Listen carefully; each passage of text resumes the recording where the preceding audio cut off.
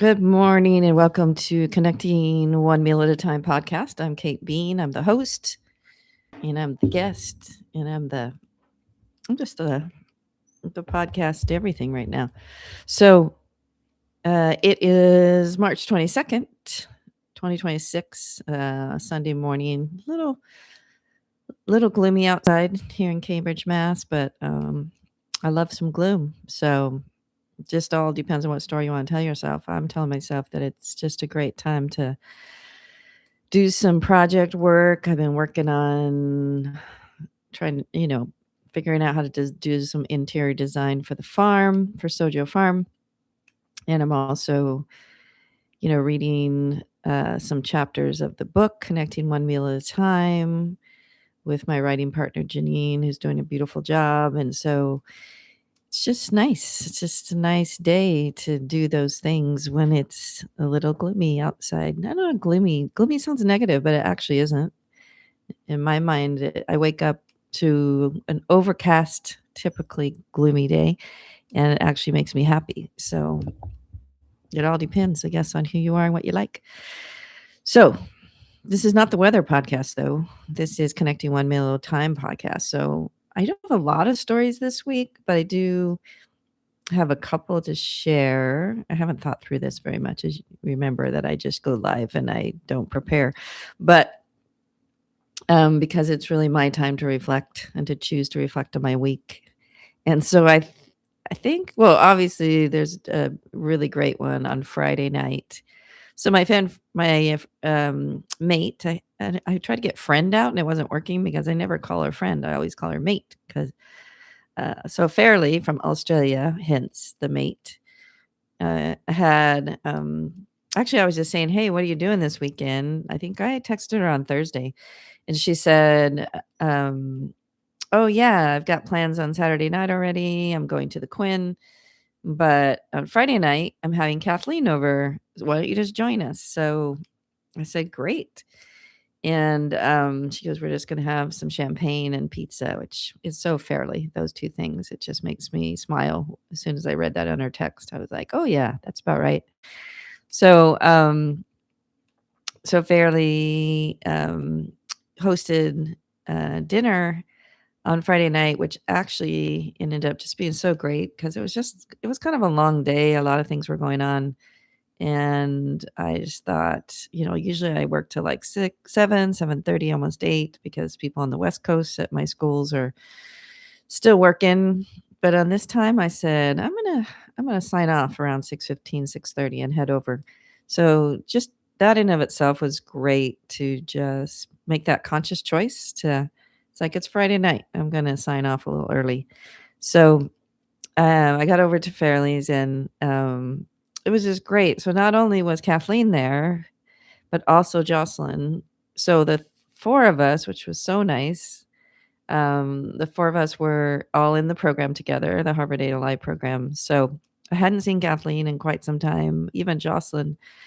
So it was just so great to walk in, to hear their voices when I walked in the door. So I could smell the pizza cooking. I could hear their voices. The whole experience, just when I walked in the door, just relaxed my whole body from all the stress of the day and meetings and the 100 decisions. I just forgot how many decisions you make as an executive director. So I just, relaxed coming in the door. Immediately they handed me a glass of champagne, which is never, a bad Friday night. So I'm not a big champagne drinker. I do it with just a few people, but always with Fairly because that's her thing. So I walked in, which was great, and yeah, so we started catching up, which was cool. Then Fairly was making she's making 4 pizzas. So it just had cool ingredients, like a combination. Like one had prosciutto, I think, yeah, prosciutto and some asparagus and I think mushrooms on that one and pesto. And there was another one with barbecue sauce. Maybe that one had the prosciutto. I don't know, red peppers. And still another one, I think there was more of a caprese with mozzarella and basil. I don't know. They were all freaking good. Super thin crust. It was fun talking to her about where she got the crust because I recognized it, and then like, "Where'd you get that, like, kind of pre-made thin crust?" And she's like, "I don't know. I actually, I'm gonna tell you, I got it at the Dollar Tree." And then it just brought back this memory when I was out on the road. I love the Dollar Tree because I got, because there wasn't much room in the van, I just needed single items, and there was always a Dollar Tree in every city I went to. So, I was able to buy the one roll of toilet paper for $1.25 or, um anyway, I used to buy also these pre-made pizza crusts, which are actually pretty good if you like very thin crust pizza. So, anyway, it was fun connection to a memory on the road and to talk about it, and so I was chatting with her, and she's making the pizzas, and, she's checking in with everybody, which is just so fairly because she's just such a great hostess. So, I realized, she just has that, like, "Do you guys like this?" Or, "Should I put blue cheese? Who doesn't like blue cheese? I'll only put it on half," and it's really, again, that service of making food for another person and chatting while we're all standing around in the kitchen, and pizza lends itself to that, like, "Let's put a little bit of this, a little bit of that," and, which I'm sure is a metaphor for so many things in life. A little bit of this, a little bit of that, and it's all fine, and then Fairy's like, "And then we're gonna save the 4th one is gonna be the greatest hits pizza. So whatever, we're gonna cook the first 3 and eat them, and then decide what we want on the 4th one based on what we liked on the first 3," which I thought was a cool experiment. So, it was just fun, and, they were great. The pizza was great, champagne was lovely, um, and just to catch up, like, to catch up, everybody was sharing what they were doing. A big theme, I think, post ALI program was just that, yeah, we all came to this program to find our 3rd chapter. We all came to the program to find our social impact in our 3rd chapter of what we were gonna do, and it's okay that there's a yes, and we're also finding that it's also okay to do what we want to do and to actually find a life where we feel good, and just embrace daily decisions of self-care and being with the people we love and just connecting. So to me, it was just a big sharing of connection. How we're connecting to ourselves, how we're connecting to other people. We talked about our relationships in our lives and talked about our children, and it was all around food, right? It was all around the table, sitting at the table as a talisman to and just sharing some pizza, sharing some champagne, and just talking, and just multiple types of connection coming out. And validation of each other, like, "You go, girl." Like, that's okay if you wanna just spend time doing that thing with that person.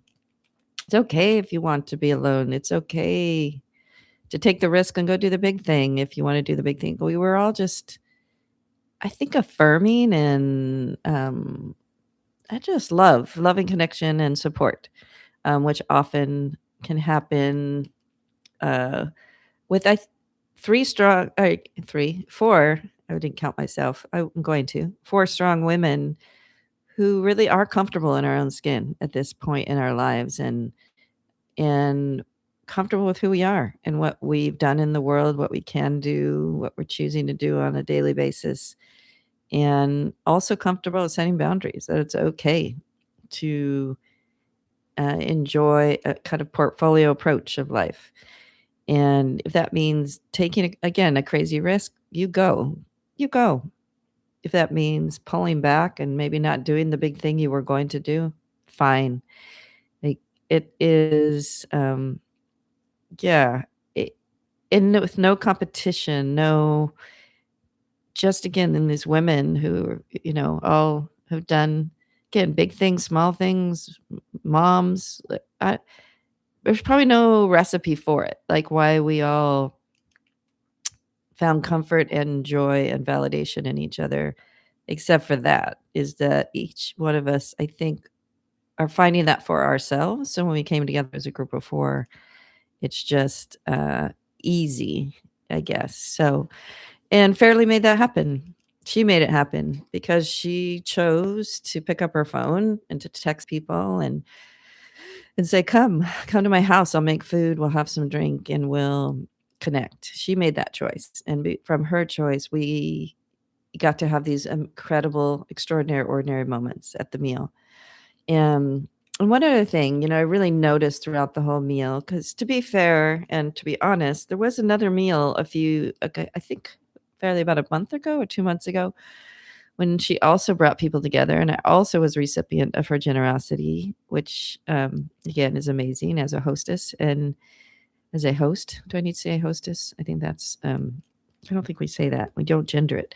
And, um, at that meal, I not only I didn't notice, I wasn't aware that I had said a comment that actually made her feel really bad, and she, thank goodness, to, help our friendship, she mentioned it the next day, and I really had to look at it, and I had to notice what was going on for me and why I said it, and I, sincerely apologized because it really was all about me, it had nothing to do with her.